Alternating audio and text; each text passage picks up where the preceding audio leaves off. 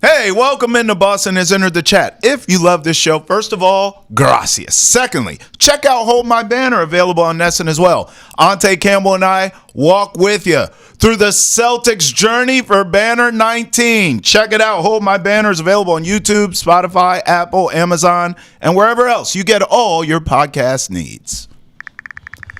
All right, here we go. You know what time it is. Boston has entered the chat. Yes, indeed, we have. Travis Thomas here, George Belichick, in a post-NFL draft world. How are you, my friend? Recharged, refreshed. Yeah. Feeling good.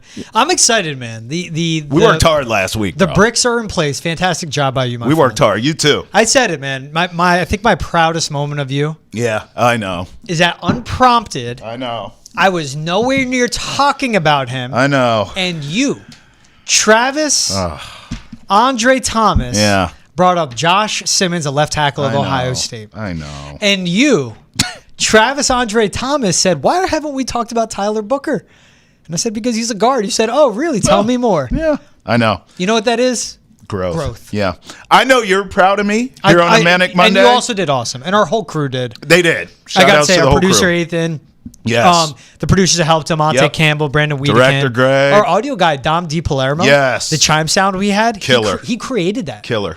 Our team did a fantastic job. Our Kyle, Trevor Flame, they did awesome. Fantastic job. I also want to say, I'm glad you were proud of me because it was not one of my proudest moments. I talked more offensive line leading up to that draft than I had my entire career. Yeah. And I hope that this line now for the Patriots is solidified so I never have to do it again. And the next draft, I can talk receivers and running backs and things that I care about. We'll still need to talk tackles next draft. They're good for a year at the left side. They need a right tackle long term.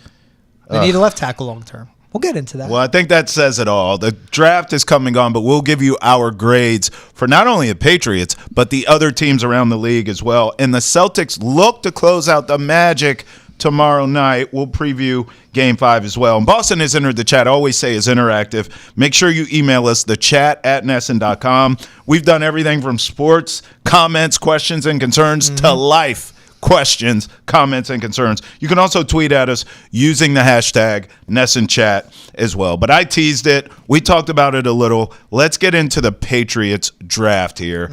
Here it is, GB. Know your personnel, my friend. Class of 2025. These are all the draft picks here for the Patriots. I love it. Let's go grade. Everyone goes grade all the time. What would you give the Patriots in terms of a grade for this draft class? Simply put, I give them an A. Oh, their first three draft picks, they all poured an asset into their most important asset, and that's Drake May. They went out. The team with the worst offensive line in the league got the best offensive lineman in the draft. A team that had no juice at all in the offense got a home run hitter running back. Didn't love where he was picked, but hey, got a home run hitting running back. And they made it make sense at 69 overall where they go and get a Kyle Williams out of Washington State. Yes, he's just 5'11". Yes, he's just 190, but plays bigger than his size, really good at contested catches. And what Kyle Williams reminds me of, he's going to be day one starter, day one contributor. He reminds me of what Josh Downs was to Drake May at UNC. Fast, over the middle, can also get it done underneath, reliable receiver, down the field, vertical threat. Yeah. That will be Kyle Williams. Josh Downs was exceptional with Drake May, and that's his favorite part of the field to throw is over the middle. Yeah. That's what makes him great because not all quarterbacks can do that. Right. He will be the wide receiver 2, wide receiver 3. When they're running 11 personnel, it's Stephon Diggs in the slot, Kyle Williams out wide, maybe Pop Douglas other side of the formation, whoever it could be. He's going to stretch the field vertically and do that. Then they go back and get Braden Swinson out of LSU and Joshua Farmer out of Florida State. Two guys, incredibly valuable picks. Swinson should have went top 100. They ended up getting him way past, too. So it was a value pick. Swinson was put on this earth to sack the quarterback. Needs to get better in the run game, but okay, that's fine. It's like hockey lines. Who's your third? Who's your fourth line? That's important with defensive lines. Swinson's on that second, third line as an edge rusher on third down, pin the earbacks, go. And to me, it gives more clarity on the defense where I think Keon White will be the first second down defensive end. Yeah. Swinson comes in for him in certain packages. Run. Farmer, big over the middle as well. You're going to hate me for this. What? Land Larson, the undrafted free agent at a UC Davis. He's going to make the team. I thought you were talking about a kicker because I don't. I love the kicker. Oh, God. He was a booming kick, 70-plus yards. Like they got their kicker in the draft. You need that. They had no one, Trav. Hey, they had no one. I would never draft a kicker. I would have open tryouts and like high school. You know what would end up happening? You would be a GM running a team for about 5 seconds. But we lose a couple games because of the field and then you goal. Get fired. But you know what happens? Your phone rings and go, Trav, it's all good. Come over, bro. You'll be my right-hand man. Don't worry. Yeah, man. I'm not evaluating kickers. Andres Borgialis, really good. Marcus Bryant in the 7th round. Yeah. Big man, very athletic. That's a left tackle they have to develop. Yeah. And then, look, they drafted a long snapper, didn't love it. Kobe Minor, Mr. Irrelevant in the draft. I'm not going to get into that. But the real quick on Len Larson. Yeah.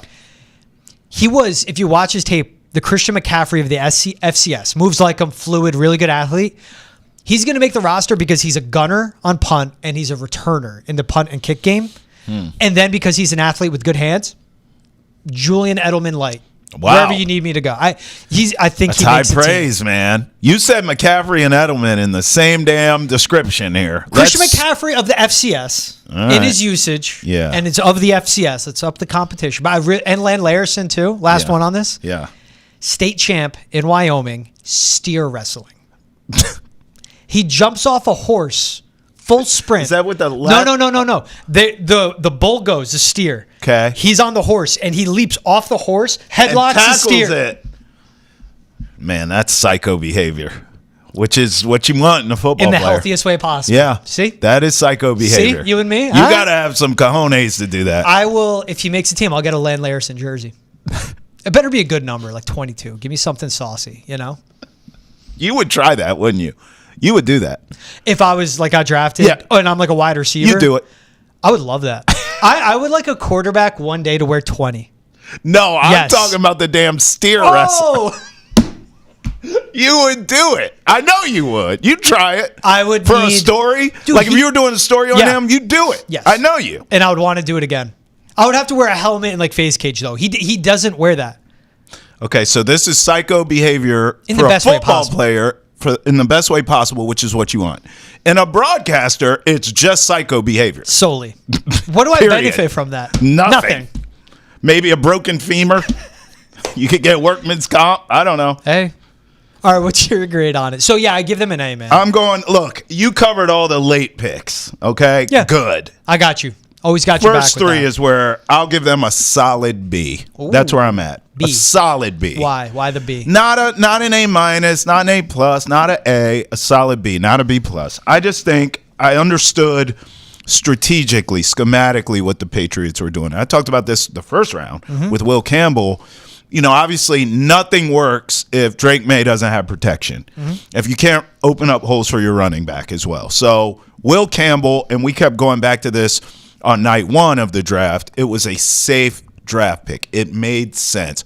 All of us, media and fans included, knew damn well it would likely be Will Campbell, barring a trade back or something crazy happening. So, you know, an Abdul Carter being on the board or Travis Hunter being on the board. So in that way, it was anticlimactic, but it made a lot of sense. So you get the best, as you said, offensive lineman graded out in this draft right there. And then I thought Travion Henderson and Kyle Williams, although I still feel like Kyle Williams is smaller than I would like in terms of prototype. Yeah. There's no denying the splashiness of that pick, the home run hitting ability as you laid out. Same with Henderson at the running back position. Another one who averaged, 6-7 yards a carry at Ohio State. Now you get that kind of explosiveness in this Patriots offense. Yeah. He did not go against poor competition. He went against great competition at Ohio State, obviously. So I think those home run hitting ability type players behind a Will Campbell made a lot of sense to me schematically. Let's protect Drake May. Let's open up holes for this explosive running back we're adding to running the ball by committee, and let's get an explosive receiver, which we are lacking right now in this offense. It made plenty of sense to me. The rest of it, why I go B, those three were lights out. So it wasn't even top three. Okay. The rest of it to me was just filling out a roster and almost making it more of a complete roster. I mean, and that's what they needed. And that's what they needed. And we talked about this. This is the foundational draft. And we talked about coming into this draft how this roster had a lot of holes in it. I was calling it Swiss cheese. Also because of last year's draft, they had a lot of holes. And that's where I was going. Is last year's draft was putrid. This year's draft, it almost felt like, you know what? There are grown-ups in the room again. Yeah. And this is what a draft class is supposed to look like. I do not believe you necessarily have a grand slam draft class. Yeah. I think this is a home run draft class, just a solid one. I'm going to B. Last year's draft, Drake May, Jalen Polk, Caden Wallace, Layden Robinson, Javon Baker. I stopped listening after Drake May. 5 guys taken in the top 110. What's that? Caden Wallace got injured. Layden Robinson was a mean blocker in the run game. Yeah. But yeah, out of the top 5, and out of their 5 picks, top 110, only one guy Drake May has shown promise. Yeah. This draft, Will Campbell, Travion Henderson, Kyle Williams, Jared Wilson. We didn't even talk about That's right. the center out of Georgia. I like him. Center of the future. Yep. Or a guard right now. Yep. High IQ, very athletic. Yep. Very high IQ. Yes. Very athletic for a center. He could be the starter this year.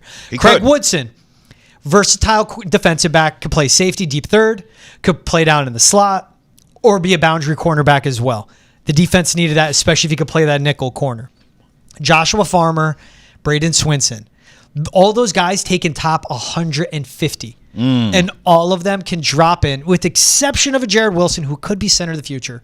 All of them drop in as contributors. Yes. That's what makes this draft really Yes, impressive. absolutely. I would say this. It's not going to have the big swings. I get it. You want those sexy Yeah, picks. I did. You get this right. What did I tell when Will Campbell was drafted? What is he? He's a side of veggies next to your steak, which Yes. is Drake May. Yes. This draft was all take your medicine, feel better. Yeah. Okay. Next year, that's when you're going to have fun. Yes. And to Go eat what you want, have your dessert. To your point too, with contributors here, in theory, you know, you're going to win more games this season. Now, I'm not going to go crazy here, and although it's not really crazy to think that maybe this could be a wild card team. But I'm certainly not going to sit here now in April, whatever today is, and say that, you know, this is a wild card 10-win team. Yeah. But I tell you one thing, you're going to win more than 4 games.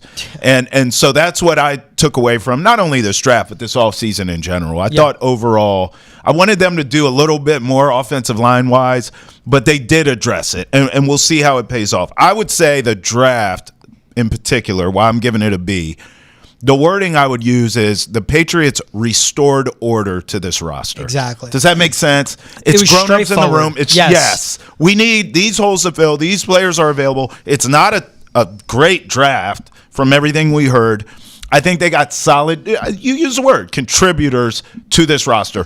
The order was restored in the roster. It's kind of like you need to get a new car, right? Yeah. You need something to get you from point A to point B. And you're looking and you're like, okay, I can make it work. If I go a little higher, let me get that BMW. Right. But you know what works? You got a long commute and you need a reliable Camry. car. Bingo. Yes. Toyotas are fantastic vehicles. Camry. Exactly. That's, yes. You're the parent and you're thinking, man, I really want that Escalade. But you go, Yes. hey, Toyota Sienna. That's right. That's going to last me 10 years. Yeah. And that's what this draft is. Like, Will Campbell's going to be here the next 10 to 12 years. Yes. And caveat, if everyone pans out. Yeah. Travion Henderson, he'll make it 2 contracts. Kyle Williams, 2nd contract. Jared Wilson will be here next 10 to 12 years. Craig Woodson, next Will 8 Campbell. years. Will Campbell is going to be a cornerstone guy that 15 years from now is going to Absolutely. be, does he retire? Does he stay? You never want to trade him away. Yep. That's what this was. This was that reliable car that's going to get you. And then you know what? You make the smart purchase. You drive that Toyota. Next thing you know, you got a better paying job. You go, Yes. oh, okay, I could get my weekender. Let me get that BMW Z4 convertible. Whoa. That'll be it next year, the year after. Let me upgrade you. Hey, listen, I'm not a tough grader, so I am going to give some A's out next. But Patriots, I'm going to solid B. If you don't have Nessun 360 yet, now's your time to get it for only $1 for your first month. Sign up at Nessun360.com for this limited time offer to stream the Sox.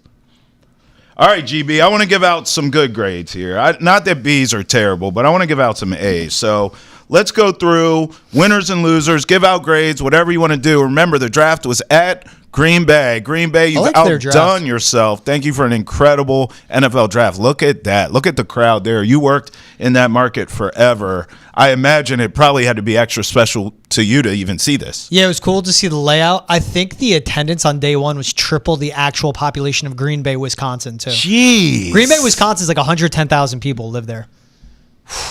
And they had triple that in the attendance in day Wow. one. And the Packers had a heck of a draft, too. You know what's great about that, though? Yeah. is you worked in that market. My best friend lives in Milwaukee, so I'm very familiar Yes. with that area and have hung out there. The cool thing for us, so I'm going to throw us in this, is that so many people went to that draft to party and just to be a part of the draft who had probably never been to that part of the country. Definitely. And now are like, I love cheese curds and Yep. spotted cow beer and all the things. And I think they get a nice taste of Americana. Going out there. It's small town. I love that area. It is man. like small town USA. I love it. Even though it's Green Bay has an NFL team and all the uniqueness around it. Yeah. And I hope, I told you when you go, and you've been to Madison. I've been, yeah. If you ever take a trip to Chicago, let's say, a lot of people love going to Chicago. Fantastic city. Book 3 more days. Yeah. Rent a car. Agreed. Drive from Chicago a couple hours. Yeah, it's not over far. to Madison, Wisconsin. Not far. It'll be cheap. You'll Yep. be right in the middle of 2 lakes. Do this in the middle of the summer. Don't do it in the People are winter. nice. It'll be one of the best cities, one of your favorite cities you've ever been in. Facts. Madison, Wisconsin. Good food city, good party city, a Go up lot north of beer. to Green Bay. Go to Door County, baby. It's fantastic. No, up there. it's facts. I haven't been in the winter, for the record. Yeah, you're smarter for that. And I give would me say some- I like the Packers draft. Matthew Golden, they needed Yeah. a receiver. Savion Williams, really untapped, but the creativity of Matt LaFleur with a sick athlete like him is going to work. Yep. And then Baron Sorrell on the edge. Really good edge player. Defense needs a guy like him out of Texas. But yeah, let's get to our winners and losers. Well, listen, I'm going to go Texans because the Nice. reason I want to start with that, I'm giving them an A++ because I was watching their draft with the most envious, jealous eyes you've ever seen. They took every single stinking bleeping player that we evaluated and broke down and talked about the Patriots taking. It started with both Iowa State wide receivers. Which was hilarious. Oh, my God. They got both of them. Jaden Higgins, Jalen Noel. We talked about both of these guys till we were blue in the face. And we debated which one should the Patriots take. Well, I'll be doggone if the Texans didn't take both. Then they got offensive tackle Ariante Ursary from Minnesota, who Sean McGuire did a whole sit-down with the coach about this kid. Patriots fans wanted him. We get Will Campbell, all good. But then this guy goes to the Texans. I was going nuts watching their draft. They get an A++. The only thing I wish is that it was a Patriots draft. Yeah, they got both those receivers. They got Ariante Ursary. Unbelievable. They built out their receiving room, especially with Tank Dell coming back from a got major injuries. leg injury. Yeah. And once Christian Kirk signed a 1-year deal, once he's done, that's Jalen Noel's role. Yep. And Jaden Higgins is a Nico Collins 2.0. Fantastic draft. First team I liked, I'm going to go with the Titans. Yes, they got Cam Ward, but then they go Femi Oladejo in that second round, traded up for him. Great traits, really high ceiling as an edge rusher. They need someone like that on the defense. But then it's what they did. The day of the draft, they signed Tyler Lockett. They already have Calvin Ridley in that receiving room. Then they draft Chimere Dike out of Florida. Fluid mover, really good acceleration, deceleration, manipulates cornerbacks with his route running, very reliable hands. That's just a solid guy that'll be a wide receiver in that room for 2-3 contracts. They go Gunnar Helm out of Texas, a tight end. Perfect short yardage tight end, post-up player in the red zone, and complements our current tight end in Chuko perfectly because he's more of the downfield type, vertical tight end. And then they get Eliko Yomenor. I don't know much about it. Like, I don't know what he's going to become. He could be great. He could be a bust. But you drafted a rookie quarterback, and then you got 3 pass catchers on top of the 2 guys you have. Yeah. You're just throwing darts at the wall, and you're going to see who hits. One of those 3 pass catchers will work, and Femi Oladejo, I bet he'll work. Well, you and I were on TV when these picks were coming in, going back to Cam Ward for a second. What I saw online after our show that night on Twitter and other social media platforms was a lot of discourse about no one really talked about Cam Ward on other networks because they were going crazy about Shedeur Sanders being passed up with each pick. Yeah. So I'm glad you included the Titans because on top of Cam Ward was as far as I like his traits. I think he'll be a great quarterback. But as far as quarterbacks go, you always get all the hype surrounding a number 1 pick. This is the first time I can remember someone went number 1 and you barely heard much about it. I also have the Ravens. Listen, they didn't even need this kid, Malachi Starks, best safety available. They didn't need him. I know. They're at the point where they're like, well, we got to take someone. Come on in. This is typical Ravens. And he compliments Kyle Hamilton. Of course perfectly. he does. How about Mike Green, the pass rusher, who we also talked about is a potential Patriots guy? He's got character issues, but typical Ravens. They'll take him, surround him with leaders, and they'll get production They had a out of him. fantastic draft. It's insane. My number 2 team was the New York Giants. Stick and pick Abdul Carter, best available at 3. You like Jackson Dart? Trade up. I like Jackson Dart to marinate for a season, learn. He'll end up playing the last 3-4 games of the season after learning from Jameis Winston. I didn't think you liked him. I like. He's Jared Goff. He's going to be consistent. He can be fluid, but I don't like quarterbacks coming out of the system he came out of, but with Brian Dable behind that offensive line, with that receiving room, I do like him, and he doesn't have to play right away. Okay. It's a right situation. All right. But it's not because of Jackson Dart. They go Abdul Carter, then Darius Alexander. Yeah. Mean interior defensive lineman, perfect to complement and play off of Dexter Lawrence. So now you're going to have Dexter Lawrence, Brian Burns, Kayvon Thibodeau. And when those guys need breaths, you have Darius Alexander punching you in the face and Abdul Carter snapping your neck. I just love that defensive line. Then they get Cam Scatterbo, goal line back, perfect complement to Tyrone Tracy. And Marcus Bowe, they need a guard there. So I just liked what the Giants did, man. Their top 3 picks were fantastic, now and future. What did you make of Abdul Carter trying to get number 56 and LT telling him, go make your own mark, I'm not surprised LT said that. That was a right move from LT. Warren Moon's letting Cam Ward wear his number. That's a good point. I guess he could have let it go. I agree with LT. I respect Abdul Carter asking it. I agree, though. Like, bro, just get your own number retired. He can't wear 11. Did they retire 11 for Phil Simms? I don't know. But that'd be more realistic if Phil, let me rock it, I'm at the end. When someone told me that's happening, I was like, Lawrence Taylor's going to say no. He is one of the biggest a-holes. He's a psychopath. Well, he's the Giants, too. I get it. He's arguably a top 3 player of all time. All time. Honestly, I know what McNair, the kind of impact he had as well on the Titans, but I think Warren Moon, when I think of them, I think Oilers and Warren Moon number 1. I'm a little shocked Warren Moon let that happen. But I think all the old players should say, make your own mark, kid. But I like Warren Moon of... He's going to Tennessee. It's another black quarterback for the franchise. Yeah. Cool. Rock my number 2, man. Right. Go ahead with it. It's like a rite of passage. Cam Ward, again, we'll talk Shedeur. Everything you heard about him, everyone loved him. Yeah. The Giants backtracked late, sent out their personnel to do their due diligence on Cam Ward. Right. I think that's also a character standpoint of Warren Moon getting to know Cam Ward throughout this process. Yeah. It's personal. You can rock it, man. My last team, actually, I like 2. The Bears, for sure. I think this should be a playoff team this season. Colston Loveland, the tight end. Wide receiver Luther Burton, who I loved. He's my favorite receiver in this draft, period. More weapons for Caleb Williams. And then I'm going to throw in the Jets here. I mean, Membu, who we liked from Mizzou at offensive tackle. Yeah. The tight end, Mason Taylor from LSU. I'm expecting big things from Justin Fields, but I want to be clear. When I say, let me define this, big things from Justin Fields, I mean from a fantasy football standpoint. I don't mean the Jets are going to win games and be good. We are talking about the Jets. But I thought Justin Fields was playing well for the Steelers before they went back to Russell Wilson. You remember that? Yeah. I think he's going to be just fine with the Jets. So I'll be looking at him in fantasy football, and their draft helped me out with that. I loved that. The funniest thing was Armand Membu was the best offensive tackle in this draft. Most athletic. He was the best offensive tackle. Best? But the Patriots needed a left tackle, and no one knew if he could play that. You don't have to worry about it. Olu Fashanu is going to be left tackle for the Jets. They now have Olu Fashanu, who's 21, and Olu Fashanu, who's 22. Right. And with Elijah Vera Tucker, they made other good draft picks and free agency signings. The Jets now have a top 5 offensive line in the league. Mason Taylor, AZ Thomas, 2 good draft picks. My number 1 sucks. I'm sorry, guys. I'm about to say this team. Say it. The Chiefs. Ah. They got the most talented left tackle in Josh Simmons at the end of the first round. Character issues, medical issues, but if Andy Reid can get the most out of him, they have the best left tackle in this draft. Omar Norman Lott was made in a pass rushing interior defensive lineman factory, and he's going to be the perfect guy to complement Chris Jones. Ashton Gelati, George Karlaftis 2.0. They get Jalen Royals, high ceiling, sick athlete wide receiver.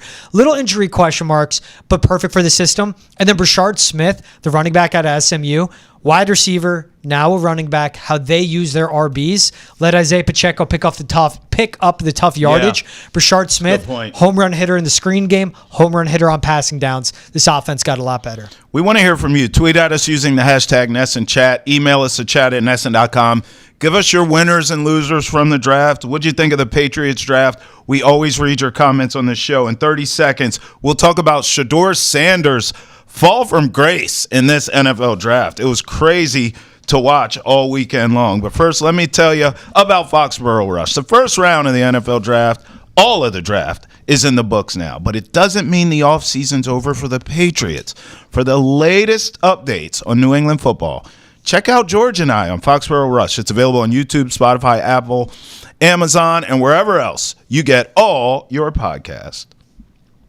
All right, George, let's get into what's trending here. We have 2 stories. We'll go 4 minutes each this time around, but I want to start with Shedeur Sanders. So we've all by now probably seen the video. Jax Ulbrich, the son of Falcons defensive coordinator Jeff Ulbrich, was behind the Shedeur Sanders prank call.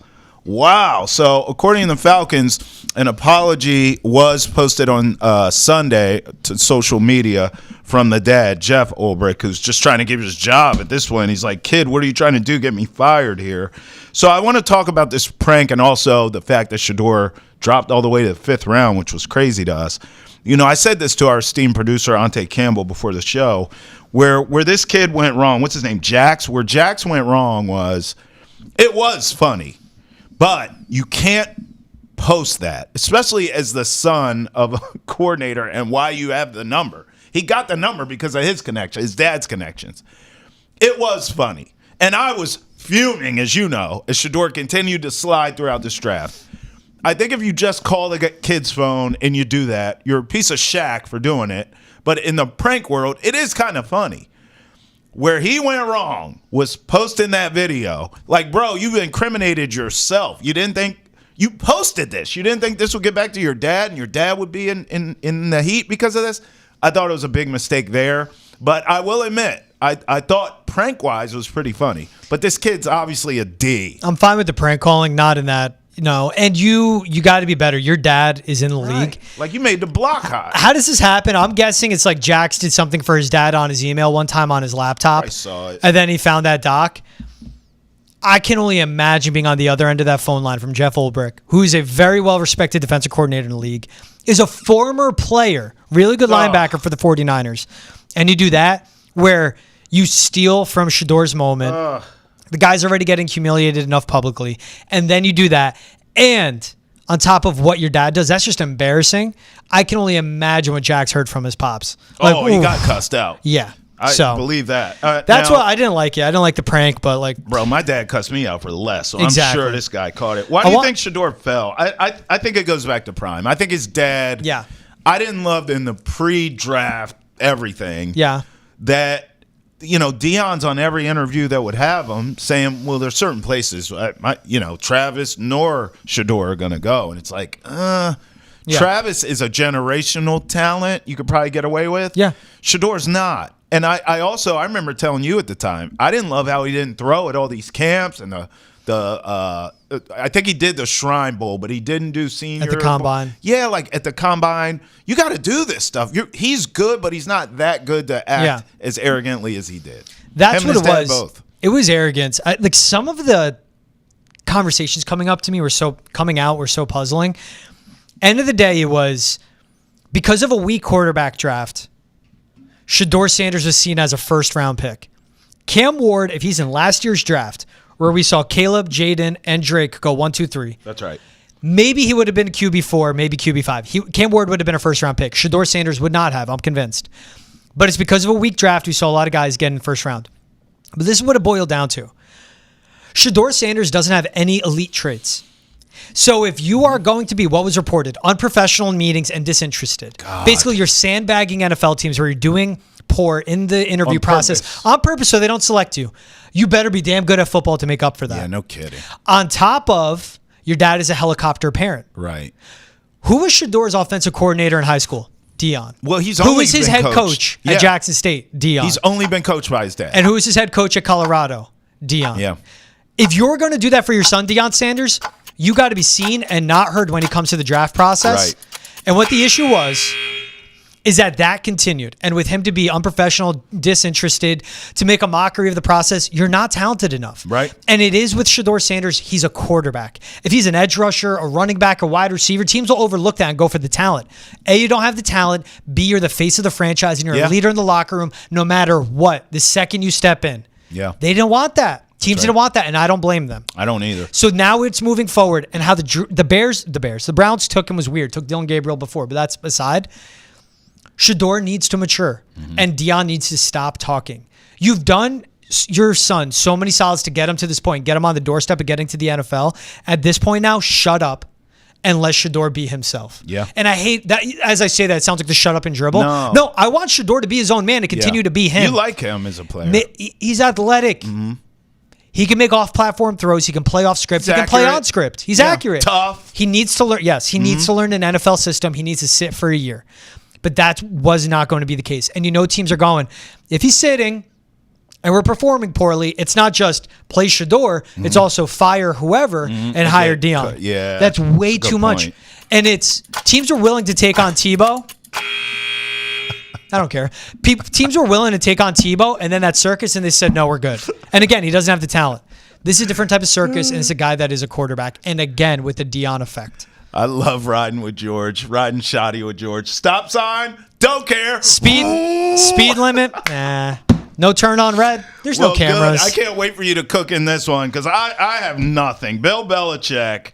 Here we go again. Jordan Hudson's awkward Bill Belichick interview. Meddling was even worse than CBS showed, this according to the New York Post. I did not watch this full interview, thank God. I've only seen the clip of they asked Bill, so how'd you two meet? And Jordan's off on the side going, shut that down. We ain't answering that. Next. Like, wow. My thing is this, because this whole relationship or whatever we're calling it has been awkward for all of us from the beginning. So, that elephant is in the room already. That cat's out of the bag. I think what I'm having a hard time with, aside from the overall creepiness of the whole thing, is where's the accountability from Bill Belichick? Now, walk with me here. I completely understand why he's on social media now. He has a younger girlfriend. He's trying to be more cool, more available. He has to recruit. So I get being looser than you used to be, right? Not as rigid, cooler, so to speak. I'm good with that. But if you're going to pick that lane, be in that lane. I don't like the in and out. During this interview, the clips that I saw, particularly one that Jordan jumped in, right? It's like he went back to Bill. He went back to in that shell. There were certain questions. He looked uncomfortable. He's looking over at her like, I don't want to answer that. And then she's jumping in. It's like, bro, you can't one day take a picture where you're a fisherman and she's a mermaid, right? Yes. We saw that, right? Am I making that up? You can't be on TikTok and then knock your players for it back in the day. But then in an interview where you're uncomfortable, you default back to your original settings of not talking. You got to pick a lane, dog. If this is midlife crisis, go get that motorcycle and a couple tats and a younger girlfriend and own it. Don't be in and out. I feel like he's playing double dutch with us here. I don't like it. When I was watching the clips, it was the same Bill Belichick that was in press conferences at the end of his Patriots tenure. Grumpy, dodging questions, dodging accountability. But that's not what he's rebranded as, George. Oh, I know. It's like pick a lane. And I love that you point out the hypocrisy of him of like, don't be on social now he is. To me, it's just still like they're both in this relationship for the wrong reasons, it seems. Bill with Jordan, don't have to say why. Jordan with Bill, she wants to get CC'd on the emails. Power. She's basically his agent. She's running. She's forcing herself into Dunkin' Donuts commercials. She's running the brand. Right? But also, like, what more does she want out of this? Is she looking at the bag? This was a guy making $20 million a year towards the end of his tenure with the Tar Heels, and now you don't want to talk about it. Yeah. Well, it's because, and she's posted on social media their meet-versary was 2021. Oh my God. Bill was still with another woman in 2021. A meet-versary? Yeah, of like, oh, we met on this flight, but now we're dating 3-4 years later. I hate everything. That's also why they said no. But on her point, it's like, so you're going to post all this, and then when he's asked, it's a grown-ass man, he can't handle it. Yeah. It's just weird, man. The whole thing. The whole thing is weird, and it's okay it's okay to publicly say it's weird. They do their thing. Do you? Have your love. That's your love. Awesome. Cool. You love. Good for you, I guess. I'm going to be over here, and I'm just going to not care about it. It's just the sitting in the corner, being his like public PR person. We're not talking about that. No? Yeah. No. Why not? How did you guys meet? Because he was in a relationship. That's why. I didn't know that. That's weird. A juicy nugget that I learned today from you. The whole thing is weird, man. She's putting herself on the emails. Man. Asking not for his son to be in the same photo as him. Hey, Bill. Helicopter mother-in-law. No, helicopter stepmother-esque. Hey, Bill. How you got her is how you lose her. Just saying. What goes around comes back around. He was in a relationship, right? Bro. Man, I'm just saying. It's also like, are you Just happy, saying. Bill? Is this fun? It doesn't look fun. Doesn't look fun to me. If he wants to go to the beach, he doesn't want to be doing yoga poses and posting the photos. Like, I think he hates a lot of this. Yeah. Not all of it. Yeah. He hates a lot of it. Well, Weird. I tell you what is fun. The NBA playoffs are popping and the C's are doing their thing. Will the Celtics repeat and claim Banner 19? You can find everything about the NBA and its culture on Nesson's Basketball Podcast. Hold my banner. It's available on YouTube, Spotify, Apple, Amazon, and wherever else podcasts are found. All right, well, let's break it down. Celtics lead the Magic 3-1 right now in the first round. Yep. Game tomorrow night, Game 5 at TD Garden. There's JB, new haircut, looking focused, locked in. Will they close this series out at home? Yes. Yeah, I think so too. The way they won I think so too. in Game 4, this whole series was going to be a rock fight with the Magic. It's how they play. Yep. They're big. They're physical. They went out and got a KCP to make their wings more athletic with good shooting. Yep. Chase opposing teams off the three-point line. I think they were the best out of the playoff teams in 3 points attempted against. Always run teams off the perimeter, force them to score inside. Yep. Joe Mazzulla made a fantastic adjustment to that, running pick and pop and pick and roll Kristaps Porzingis. Yep. It was surgical in the first quarter. They only made 9 threes, Trav, the Celtics, in the win. They only shot 31. Wow. This is a team that wants to attempt 48 to 55 threes a night because they know law of averages. They're going to make 15 plus, and you can't keep up. They made the adjustment to go inside. They attacked the Magic inside. Yeah, they did. It was sketchy. No Drew Holiday. Hamstring strain. Don't love that from Drew. No. Who we see is so important for the defense and everything this team does. They're going to finish them out in 5 at home. I have full confidence in that. I do too. This just kind of became what we thought it would, where the Magic are spirited. They're a tough group. Boy, do they play hard. Some call it dirty. I don't. I just think Playoff basketball. Yeah, and they're physical. And also, I kind of get it. Like, they're too limited offensively. Yes. They're not on the same level as the Celtics. I do believe we'll start seeing, and this is how it's supposed to work. No Shaq Sherlock, but I do think we're going to see the Celtics be pushed a little bit more from teams like possibly the Knicks, certainly the Cavs, we think. But, and then obviously in the finals. But this is a quintessential first-round matchup where the Magic is outmatched. Mm-hmm. And so what you're seeing is they're just trying. Like, how can we stay in this game? We got to muck it up. We got to make this ugly. We got to push people around. We got to throw some bows like Ludacris. And listen, they're doing a great job of it. I thought this is how this series would play out. I originally said Celtics in 5, and I thought the Magic would get 1. Yeah. Then after I watched Game 1, I said this is a sweep. So ultimately, I guess I would be right in my original gut feeling, but I think it is over at home for the Celtics tomorrow night. They're just outclassing. And I don't mean that in behavior. I mean that in game. They are outclassing the Magic. And this comes with a Tatum who missed a game. Yes. A hobbled Jaylen Brown, although he looks pretty healthy Got to the me. shots, his knee's looking good. Yes. Drew Holiday missing being a out. game. So Porzingis getting hurt a little bit, playing hurt. So, even with a compromised Celtics team, they're still outclassing the Magic. The Magic have a bright future, though, George. They do. They need to get shooting. They need to get offense. I like the path they're on. No Jalen Suggs in the postseason definitely hurt them. That's right. I was the same as you. I thought Celtics sweep at worst in 5. Yeah. And it's the same thing of depending who they get in the next round. If it's the Knicks, that's I think it's gonna be the Celtics in Knicks. 5. Yeah. At worst 6. Yeah. Easy 6. Yep. There will be the few games they challenge. It's Yep. how they match up. Yep. This was one of those playoff series. It just was. It's going to be ugly. You just got to get out of the first round, and go from there. How the other teams match up will be different. Even think of last year's run, where they only lost 2 games on their way to winning the NBA championship. On their way to the finals, they lost 2 games. That's right.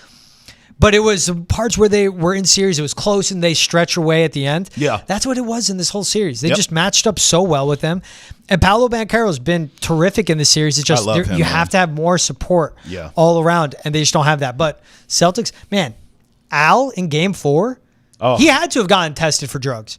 Like steroids or PEDs or something. Where was that spring coming from, man? Where was that energy? I'm serious. I'm watching it. I'm like, okay. All right, Al. Drug test coming through. I like it. I know he's clean. But they definitely tested it's him. coming. At that age, you don't move like that. I'm going to tell you what did the magic in, dog. When they won Game 3. And they let the confetti or balloons, what was it? Both. What was and people that? were celebrating like they won a championship. I said, oh, y'all done messed up now. You done messed up now. Now you done did it. What was the gap between like playoff wins? Well, I mean, it doesn't matter. You won a game. Congrats. Yeah. Act like you've been there before, bro. Confetti, balloons. That's my really. That's what I didn't get. Please. Random playoff win. I know. Act like you know where that doesn't happen, unless it's in the finals and it's a final game you win. Boston. That's right. New York, Philly, 19 banners, dog. LA. About to be. Serious cities. Yeah. Serious cities. Yeah, that was very much loser activity for the Magic. I'm sure Orlando's a nice place, but jokes there. Aside from my buddy Nick that lives there. He's kind of a joke. But. Let's skate to the ice now. The Penguins part ways with head coach Mike Sullivan. So, of course, we had to ask our Hockey Hub peeps about the possibility of Mike Sullivan becoming the next coach of the Bruins yet again. Take a listen to what they said. Let's lead with some breaking news, so to speak. Just earlier this morning on Monday, Mike Sullivan, head coach of the Pittsburgh Penguins, and the Penguins decided to part ways after a decade. And this, we can go in a lot of different directions. First of all, we should probably talk about his tenure with the Penguins and winning percentage and all of the above, 2 Stanley Cups. So resume and obviously Team USA, there's a lot there. But a lot of teams on the market for a head coach, including the Boston Bruins, as they made that clear, and a lot of different coaches available. So again, a busy, interesting offseason in terms of leadership and what directions team will go. But what did you think when you saw that Mike Sullivan and the Penguins decided to part ways? I personally, I'm not shocked. 3rd consecutive year missing the postseason, a decade. It's a long time, and sometimes a refresh, a new voice is needed. Yeah, absolutely. I mean, we've seen that here in Boston, right? And so that's the case in Pittsburgh. To your point, 3 straight years missing the postseason, and they haven't won a playoff round since 2018, which I actually didn't remember. So it's been a while since the Penguins have not only, made the postseason, but advanced in the postseason. It's been even longer. It seems like a long time ago where they won back-to-back Stanley Cup championships. And so Mike Sullivan, of course, took over in that first season, ended up leading the team to a Stanley Cup. And, this is an interesting name that's now on the board in terms of availability, and there are some other ones as well, with some local ties too, right? Mike Sullivan, obviously a local guy, Peter Laviolette, Greg Cronin, a couple of guys who have Massachusetts ties that are no longer with their respective teams, and so Mike Sullivan is certainly an interesting name, and one that Bruins fans know not only because he's from Massachusetts, but because he was head coach of the Bruins back in the day. Actually, Andrew Raycroft played for him back in the day, 03-04 season. So, I don't know. I think, if you're looking, it just depends on what the Bruins are looking for, what their criteria is in terms of the next head coach. Is it a veteran like a Mike Sullivan or a Peter Laviolette, or is it an up-and-coming prospect like David Carl? It's a name that we've heard time and time again. The head coach of the World Juniors, head coach of the University of Denver, a national champion. So that they could go either direction there. But, we heard Don Sweeney at the end of season press conference. Obviously, that was a question that was asked right out of the gate, right? How's the head coaching search going? Is Joe Sacco still in the mix for that? And Don Sweeney had said that he's had a conversation with Joe, and he is in the mix, and they've begun their, background, checks, so to speak, right? They do their initial background searches on these coaches, and now that Mike Sullivan is on the board, that's certainly a name that piques some interest around here. Yeah, absolutely. Like, here's the thing. This storyline we've addressed before in terms of I don't want to say weirdness, but like he's been asked before, like, is it weird if, when you're coaching your son-in-law and Charlie McAvoy, and Charlie McAvoy's been asked about that. And they've both said it's just business as usual and this and that. But those are for shorter term, when we're talking about Team USA, shorter term stints. Full-time, would that, we've seen teams, the Winnipeg Jets have had father and son where their son's playing father's head coach. We've seen situations like that happen, but would Would that play a factor, you think, at all? And of course, it's going to be business as usual, but it would be very hard to keep things separate in terms of, personally all the time. Do you think that's going to be a factor at all, as obviously Charlie McAvoy is in transition to be the leader or one of the big leaders, whether he stays as an assistant captain or alternate captain? Is that going to be weird?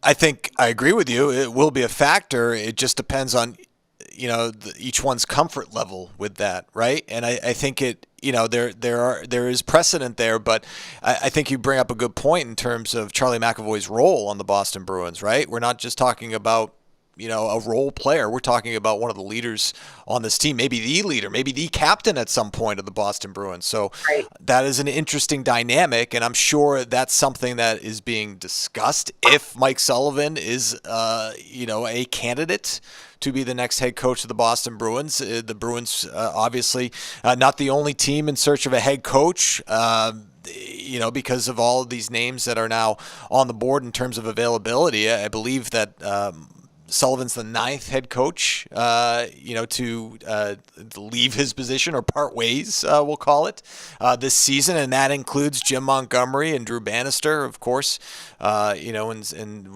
with Jim Montgomery now at the helm in St. Louis, and Luke Richardson in Chicago, and then some of the other names that we had mentioned earlier, that were just let go from their head coaching position. But, Sullivan's obviously... you mentioned all the years in Pittsburgh, the stint with the Bruins. He was an assistant at a number of different places as well. Assistant, for teams that are now looking for a head coach, like the Rangers, like the Canucks. So, it's going to be interesting. But back to your original question, I'm sure that's something that will be discussed with the player and the head coaching candidate if, in fact, the Bruins are interested in Mike Sullivan. I'm sure that. You asked if it would be weird. Maybe it would be weird at first. Maybe it's enough to preclude them from actually moving forward with it. But I would guess not. I mean, if they really think that Sullivan has all the qualities that they want to be in the next head coach of the Boston Bruins, I'm sure they'll find a way to make it work. And obviously, you want Charlie McAvoy to be on the same page with that, and I'm sure he would be if it's for the best, if it's the best thing for the Boston Bruins. So I think that it's an interesting dynamic. But if he's the guy and McAvoy's on board with that, I'm sure that they would find a way to make it work. And if the answers are like yes, yes, yes, and he's the best candidate and he wants the job and it goes this way, I just hope for both of their sakes, because we know how the media, and that includes us, it's hard to sometimes stay away from beating a dead horse in a storyline, but you'd hope that that story starts the season off if he gets hired and it goes away. Because if I was McAvoy, I'd be so annoyed by answering the same questions all the time. Was it weird when you were benched or whatever? Because it's your father-in-law. So hopefully that doesn't play a factor in terms of distraction, and that can just be get a couple good stories at the beginning and then call it and make it business as usual. But that's not our decision. That's obviously Don Sweeney and Cam Neely's decision. They talked a little bit about what they were looking for in a head coach, and then I want to discuss Sullivan's coaching style, or just how the NHL, we're calling it kind of the new NHL, in terms of what style and communication and relationships coaches are having with their players. So we'll talk about that a little bit, but let's hear from Don Sweeney at the end of season presser about the kind of coach they're looking for. I have started it. I've started the background part of criteria, as I referenced, speaking with people that I know will be available, that are currently available, that would be interested.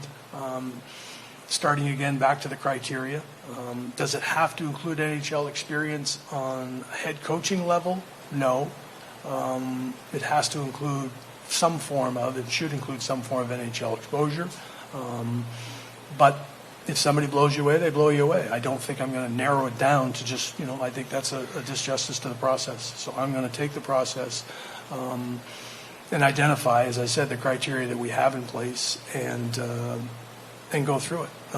Similar to last time and similar to where we got down to, three candidates in the situation that they've all been head coaches in the National Hockey League. So you feel good about that, and they've had success. The person who comes into this door is going to have success. We're going to set them up for that. We're going to work with them with that. And but having NHL experience is part of that. They don't have to be currently an NHL coach. But exposure to the league is important. There you go, Mike Sullivan. 03 to 06. I wouldn't be shocked at all if he runs it back with the Bruins. He also came up through the ranks. He was a Providence Bruins coach. Yeah. Became the Boston Bruins coach after that. Was young. He was like 38 at the time. Yep. We'll see second go around as well. A guy from Marshfield, went to BU, knows what it's like being inside that building and in this market. That's what's important. Knows what it's like to play coach in Boston. We'll see what avenue the Bruins go with. New direction for the Bees. I'm all for it. For Travis Thomas and George Balecki, that's a wrap for us here on Boston Has Entered the Chat. Till next time when we enter it again with you. Peace.